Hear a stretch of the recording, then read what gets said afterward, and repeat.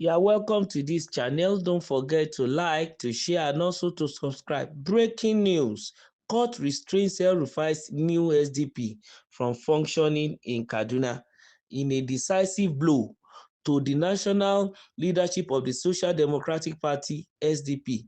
The Kaduna State High Court Zaria Judicial Division, sitting in Zaria, has issued a sweeping restraining order halting the activities of a controversial caretaker committee foisted on the Kaduna State chapter.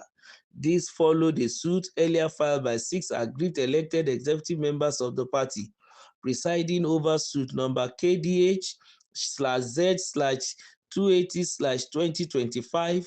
Justice Kabir Dabo granted interim injunctions in favor of the 6 aggrieved elective officials, members of the SDP, Alhaji Adamu Idris, Muhammad Abdul, Habibu Murtala, Ephraim Kyari, Titus M. Madaki, and Caleb Atiku, who are challenging the dissolution of the elected state working committee by the party's national hierarchy. The suit targets prominent party figures, including SDP National Chairman Alhaji Shehu Gabam, Honorable Abdullahi Meikano, Chairman of the Caretaker Committee, Bashiru Zakaria, Vice Chairman 1, Comrade Lawal Buba, Vice Chairman 2, and Honorable Bege Katuka, Vice Chairman 3, and many others, along with INEC as a third respondent. The court's ruling explicitly restrains the defendants from enforcing the dissolution or parading themselves as leaders of the Kaduna chapter, ordering that status quo ante bellum be maintained pending a full hearing set for July 24, 2025. Furthermore, the court granted leave for substituted service of court processes on the defendants via the SDP's Kaduna office on Ahmadu Bello Way. This development underscores deepening cracks within the SDP and set the stage for a legal showdown that may undermine the party structure and leadership legitimacy in Kaduna State and beyond.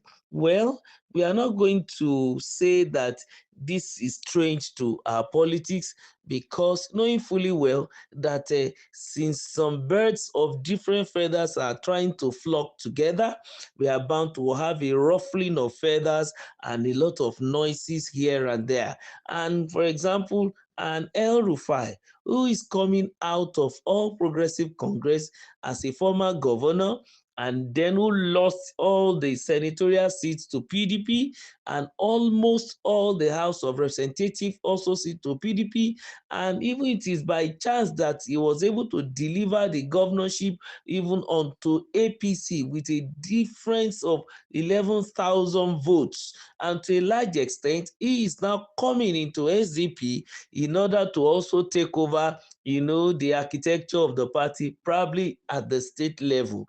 And maybe he's working in tandem with the national level, because of the fact that those who are planning a coalition against the re-election of President Bola Ahmed Tinubu are thinking and planning of using the platform of the Social Democratic Party, where an El-Rufai just decamped to, because he made mention of that on his Twitter handle and said he's no more in APC, that he has gone to SDP. And an Atiku Abubakar, Peter Obi, and the rest, like the Amechi, Rotimi, are coming together, trying to form a coalition and thinking that probably they may use the platform of SDP or use the platform of ADC, because when they find out that there might be problem within the SDP, which we are now seeing now.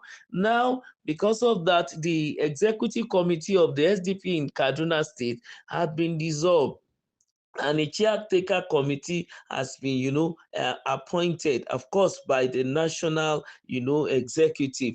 But then these people in question decided to challenge their suspension even in court. Probably they have their number of years to be used, and probably they are yet to finish. We don't know yet, because they just decided that the court should grant them that opportunity so that they can give them the chance of hearing. So there is a status quo ante that has been declared by the court, such that until the matter is heard, the status quo should be maintained. Therefore, these people will remain executive until the matter is, decided by the judicial court of law before the other things can, be done. And in the suit, of course, these 6 people had to, sue the following respondents. The chairman of SDP, they also sue the caretaker chairman with all his vice chairmen 1, 2, and 3, and also they also sue INEC as the third respondent. All to the singular fact that they can't afford to just be removed. Probably maybe their time of tenure of office has not expired, but maybe because the national party is planning with this so-called coalition, and they may be considering the fact that things needs to change. The political vehicle of the state needed to be given to a prominent figure like an El-Rufai, so that they can work together and begin to deepen their plans even as regards the coalition. Be it as it may, I think a lot of things too really need to be looked into here. That when some people come from another place and they join a political party, I don't think it's right for the national office of that party to now subject their executive at the subnational, the state level, under the leadership of the new so-called big politicians that just came in. I think the right thing is for the man to go and register at the grassroots, at the ward level. Then he will continue to come in with his own artillery of information or materials or whatever, so that by the time he brings whatever he has on the table, those he met at the grassroots level will begin to show him the way. Then he will know where he will fit.